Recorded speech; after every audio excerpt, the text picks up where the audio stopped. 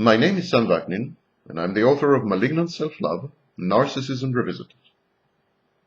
Narcissists are incapable of truly loving, and yet they experience some feeling, a modicum of emotion, which they insist is love. So what gives? Well, narcissists love their spouses or other significant others as long as they continue to reliably provide them with narcissistic supply. In one word, with attention.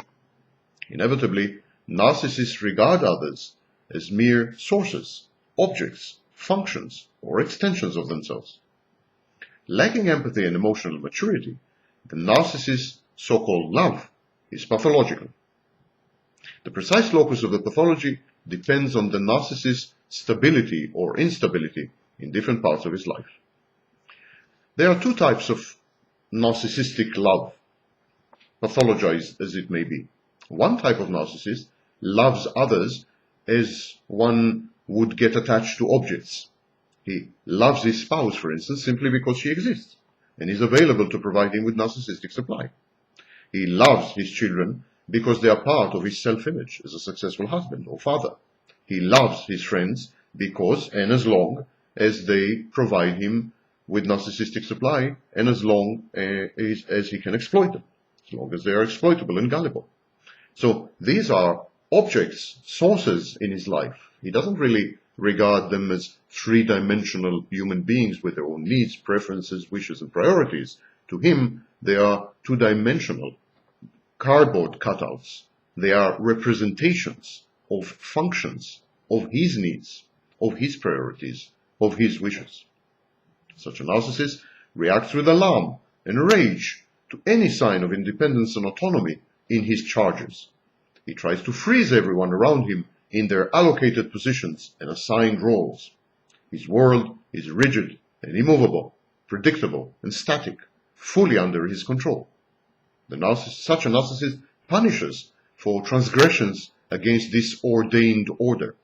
He stifles life as a dynamic process of compromising and growing.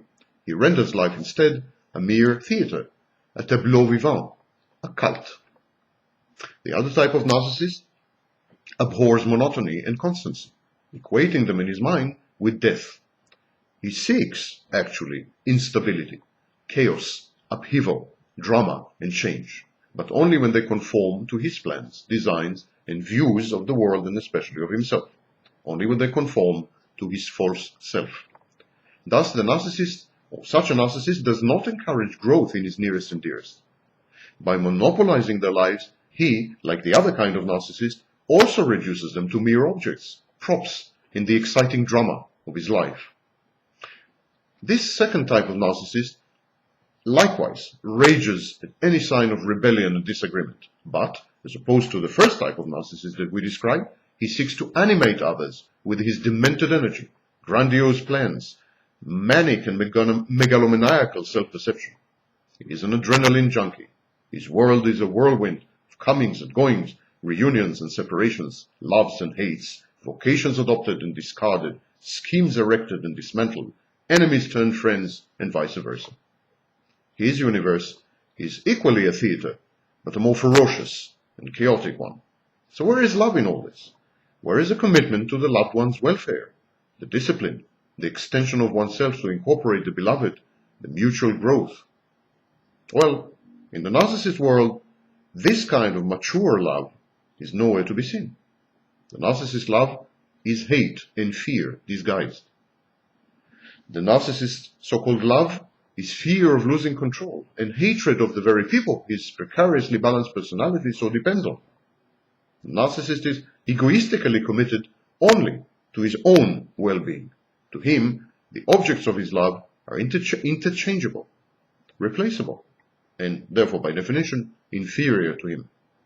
The narcissist idealizes his nearest and dearest and closest, not because he is smitten by emotion, not because he loves them, but because he needs to captivate them and to convince himself that they are worthy sources of narcissistic supply.